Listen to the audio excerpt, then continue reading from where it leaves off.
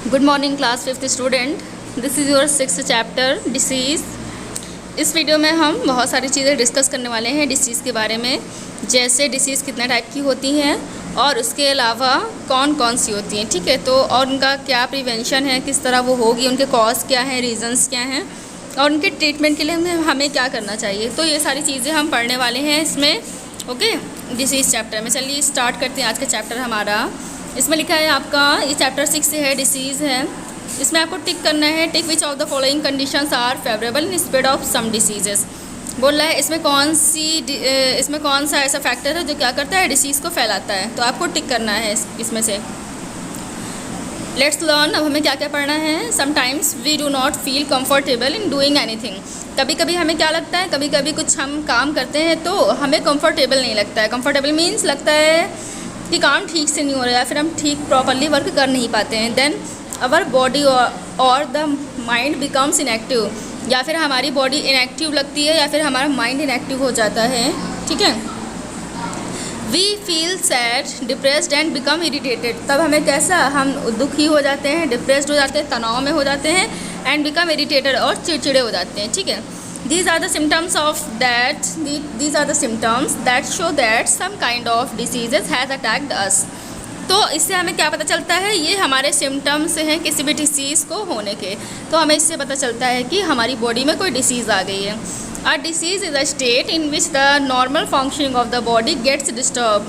हमें कैसे पता चलेगा कि हमारे अंदर कोई डिसीज़ आ गई है या हमारे ऊपर डिसीज़ ने अटैक किया है। हमें ऐसे पता लगेगा कि जो हमारी नॉर्मल फंक्शनिंग है वो ठीक से नहीं होगी, ठीक है, वो डिस्टर्ब हो जाएगी। मीन्स जो डेली हम वर्क करते हैं वो वर्क हम प्रॉपर्ली नहीं कर पाएंगे, या हम कहीं डेली जाते हैं, स्कूल जाते हैं, कुछ और वर्क करते हैं तो प्रॉपर्ली नहीं हो पाएगा। तो हमें पता लग जाएगा कि डिसीज़ हमारी बॉडी में एंटर कर गई है, ठीक है। Disease can be caused due to improper diet, lack of exercise and rest and poor hygiene. Disease क्यों होती है? डिसीज़ इसलिए होती है क्योंकि इम्प्रॉपर डाइट मिले, यानी हम खाना ठीक से ना खाएं तो हो जाएगी डिसीज़।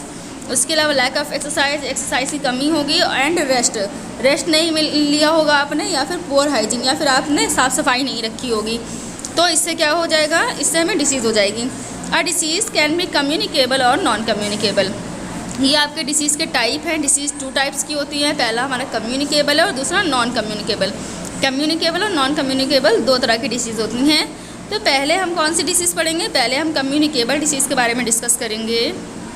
आज का डिस्कशन आपका बहुत ही इंपॉर्टेंट है क्योंकि हम डिसीज़ के बारे में पढ़ रहे हैं जिसके बारे में हम सभी को जानना चाहिए, ठीक। Then diseases that can spread from one person to another are called communicable disease. ऐसी सभी डिसीज़ें जो एक से दूसरे में फैलती हैं उन्हें हम लोग क्या कहते हैं? कम्युनिकेबल डिसीजेस कहते हैं। Such diseases are caused by germs. ये किससे होती हैं? जर्म्स के थ्रू होती हैं, ठीक है। जर्म्स मतलब कीटाणु या रोगाणु।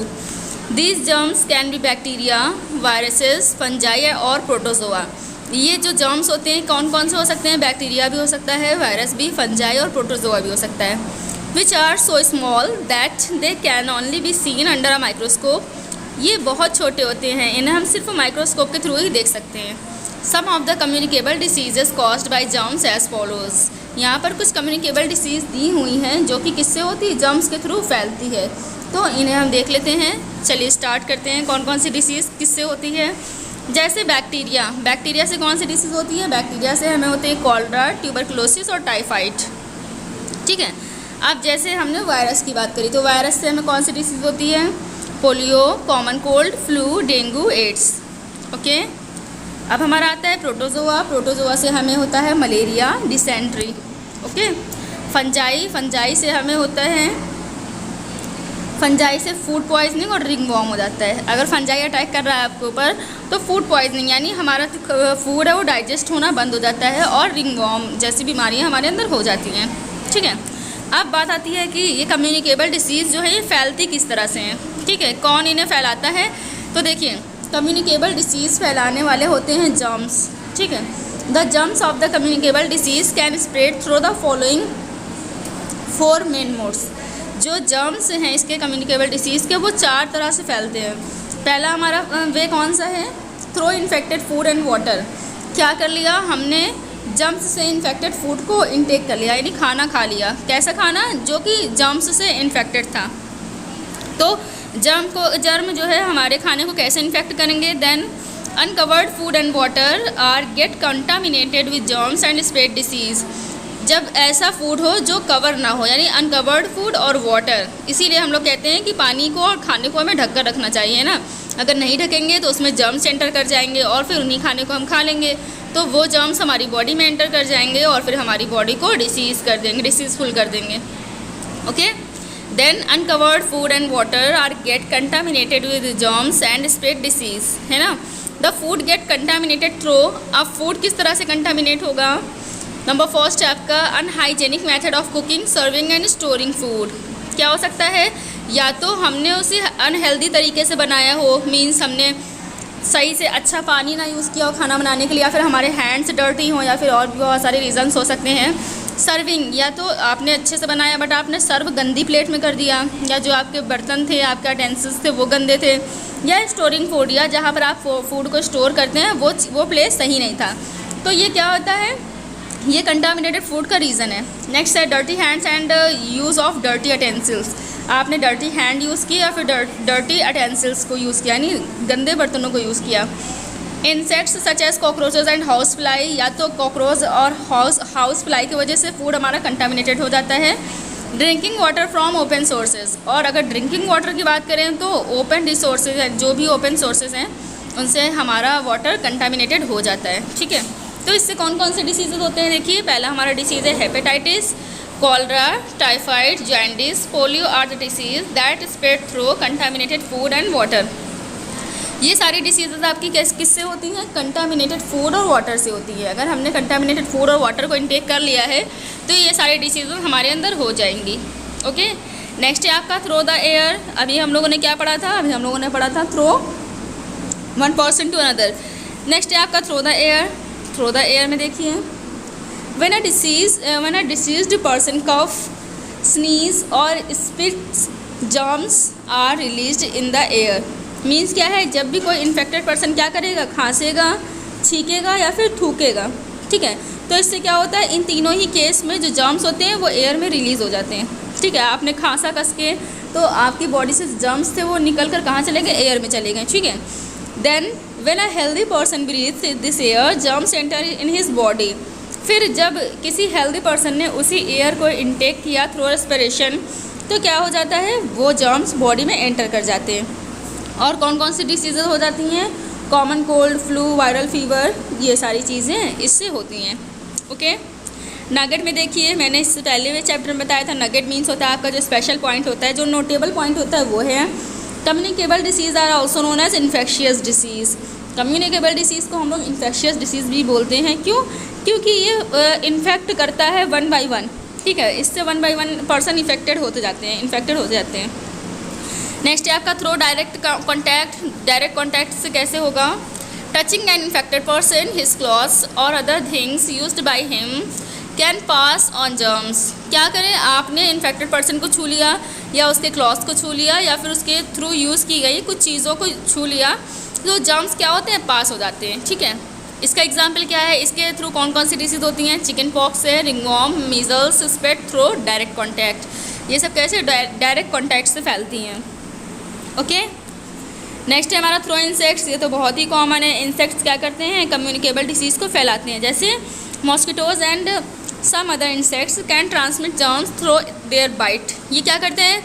ये अपने मुंह में या फिर अपने जो भी लेग्स में, अपने मुंह में, अपने लेग्स में जर्म्स को फंसा कर लाते हैं। ठीक है, फंसा कर लाते हैं और फिर ये किसी भी फूड पर बैठते हैं तो ये क्या करते हैं? जर्म्स को उस फूड पर छोड़ देते हैं, तो फूड हमारा कंटामिनेटेड हो गया। अब इस फूड से जो भी हम खाएंगे उससे जो हमारा होगा डिसीज़ होगा। एक तरीका ये है। एक तरीका ये भी है कि जैसे मच्छर ने किसी इन्फेक्टेड पर्सन को काट लिया। ठीक है, मच्छर ने काटा, अब जो उसका ब्लड है क्या करता है? अपने पैरों में लगा लेता है। अब फिर उसने किसी हेल्दी पर्सन को काट लिया, तो जो अनहेल्दी पर्सन का ब्लड वो लिए था उसने हेल्दी पर्सन के ब्लड में मिक्स कर दिया। ओके, अब क्या है? जो हमारा हेल्दी पर्सन है वो भी जर्म्स के थ्रू अनहेल्दी हो जाएगा। तो ये हमारा किसका है? इंसेक्ट के थ्रू है। Some common communicable diseases, their symptoms and prevention measures are given below, have a look at them. इसमें से कुछ हमारी कम्युनिकेबल डिसीजेज, उनके रीज़न और सिम्टम्स नीचे लिखे हुए हैं, उन्हें हम देखते हैं। चलिए देखिए, पहली जो हमारी हेडिंग है वो डिसीजेज़ है, यहाँ पर हम डिसीजेस के नाम पढ़ेंगे। दूसरी हमारी सिम्टम्स है, इसके क्या क्या सिम्टम्स होते हैं। और थर्ड हमारा प्रिवेंटिव मेजर्स है, हमें किस तरह से इससे बचना चाहिए। पहला हमारा कॉमन कोल्ड है, तो कॉमन कोल्ड के सिम्टम क्या क्या है। रनी नोज़ यानी नाक का बहना, स्नीजिंग यानी कि छींकाना, बॉडी एक यानी बदन में दर्द होना, एंड सोर थ्रोट गले में दर्द होना। तो ये सारे कॉमन कोल्ड के हमारे क्या है सिम्टम्स है।